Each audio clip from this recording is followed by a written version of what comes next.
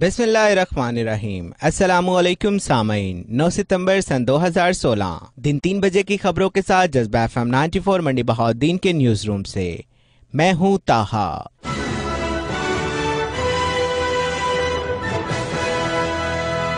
सबसे पहले हेडलाइंस।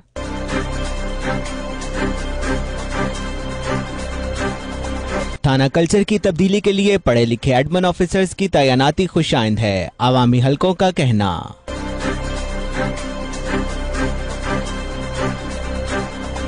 मौसर आगाही से डेंगू और कांगो वायरस का मुकाबला किया जा सकता है, बिलाल फेरोज का कहना।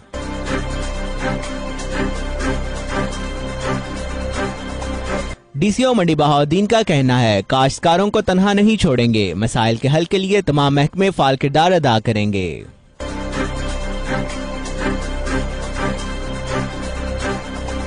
मंडी बहाउद्दीन समेत मुल्क भर में योम बहरिया जोशो जज्बे के साथ मनाया गया।